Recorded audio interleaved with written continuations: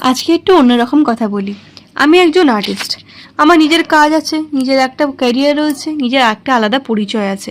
কিন্তু তার পাশাপাশি মাত্র 20 বছর বয়সেই আমি বাড়ি থেকে শুরু করে বাইরের ঘরে নিজের প্রয়োজনীয় প্রায় সব কিছু কাজ আমি নিজেই করতে পারি। আমি কারো সাহায্য ছাড়াই সমস্ত কাজ একা হাতে পারি।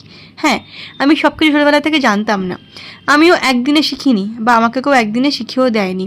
কেউ আমাকে কিন্তু জোরও করেনি তো যে তোমাকে এই সমস্ত কাজ করতেই হবে। কিন্তু সময়ের সঙ্গে সঙ্গে বুঝেছি নিজের বেসিক কাজগুলো নিজে করতে পারা আসলে একটা মানুষের সবচেয়ে বেশি দরকারি স্কিলের মধ্যে একটা। আজকাল অনেকেই বলতে শুনি আমি ঘরের কোনো কাজ জানি না, আর সেটা খুব প্রাউড, মানে খুব প্রাউড নিয়ে তারা কথাগুলো বলে থাকে।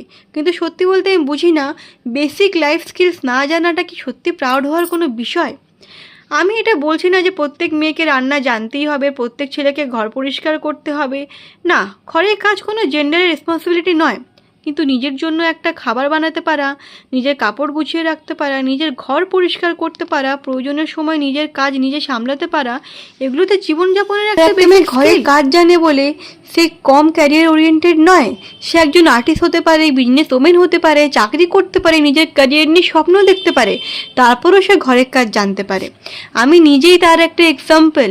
আমি আমার কাজ করি, আমার স্বপ্নের পিছনে ছুটি, নিজের ক্যারিয়ার তৈরি করার চেষ্টা করি, আবার প্রয়োজন হলে ঘরের কাজও করি, বাইরের কাজও করি। কারণ আমি মনে করি কোনো কাজই ছোট নয়।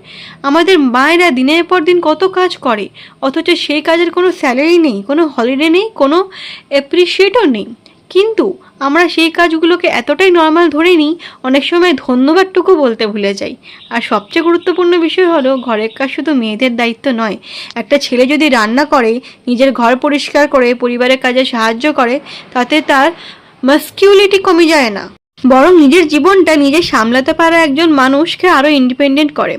তাই আমি কাউকে জাজ করছি না যে কে কী কাজ জানে আর কে কী জানে না। সবাই নিজের মতন করে শেখে। শুধু একটা কথা বলবো, যেটা শেখা সম্ভব সেটাকে না জানাকে নিজের পার্সোনালিটি বা অ্যাটিটিউড বানিয়ে ফেলো না। কারণ একদিন যখন জীবনের এমন পরিস্থিতি আসবে, তখন অন্য কারোর উপর ডিপেন্ড না করে নিজের কাজ নিজে করতে পারাটাই সবচেয়ে বড় স্ট্রেংথ হয়ে দাঁড়াবে। আমি আর্টিস্ট, আমি নিজের স্বপ্ন আছে, আমার নিজের ক্যারিয়ার আছে, কিন্তু তার মানে এই নয় যে বেসিক কাজগুলো আমার কাছে ছোট।